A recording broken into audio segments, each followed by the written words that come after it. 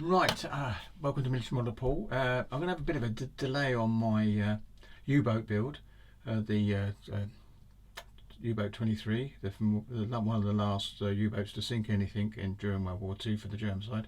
And this is the company I'm going for some extra parts and some 3D printed bits as well. So I'll be cleaning up other bits of my kit, just in filling the sinkholes and where I can.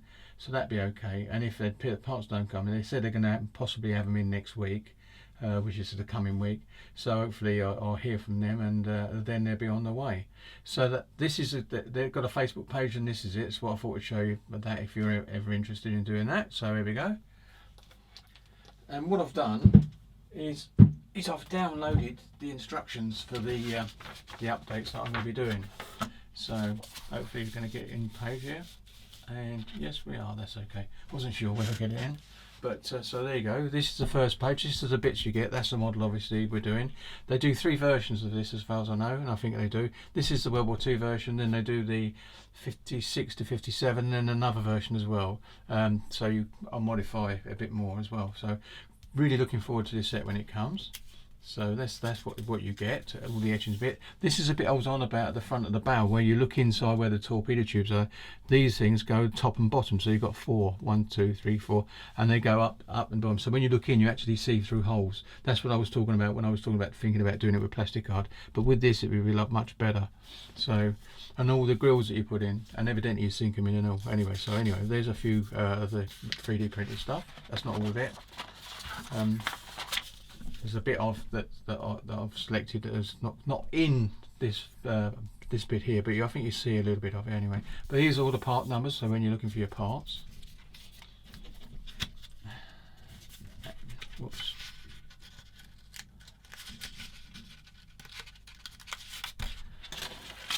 And this is a bit, gives you a bit of explanation about obviously heating up the brass, then annealing it straight away, putting it into water so it dries quickly and you can bend it a lot easier.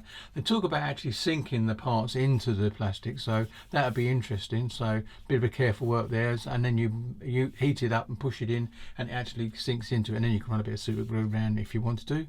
Yeah, so that's what it is. So that's what it looks good. It's talking about the annealing process. Then you get where the parts, and that's what I mean about the bow. You're going to have 4 parts there going inside, top and bottom. So I'll be cutting out some of the bits and pieces, but actually leaving a little bit of support for them to be built. When I look at that, when I'll get the parts and test fit to see if how they work out, and then I'll cut. Then won't cut until I actually see it. Then you get all these extra bits. So you can see all the bits in red.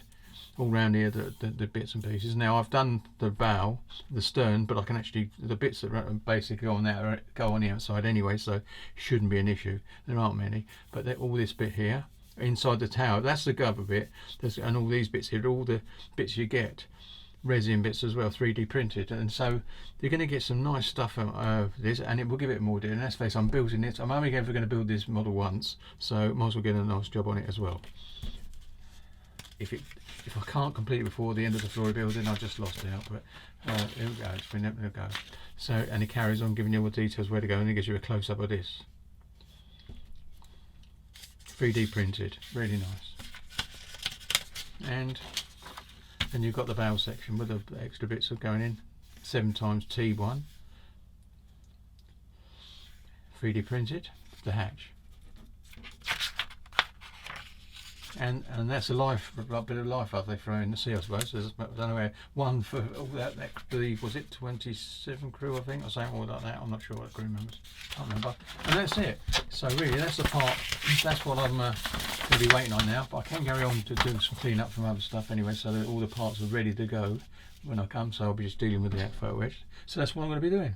So it's a very short reason for the delay. Now I have got some other things to be going on once I do that, if they don't come too quickly. It's because I've got a crew member. I'm going to be using possibly one of these just for the conning tower, but it's not for this sub, but obviously the crew would have been very similar anyway, so because it's the World War II sub, so that's okay. So that's good, and that's the border model, because I didn't buy the 35th border one, but there you go. So that's what I'll be doing.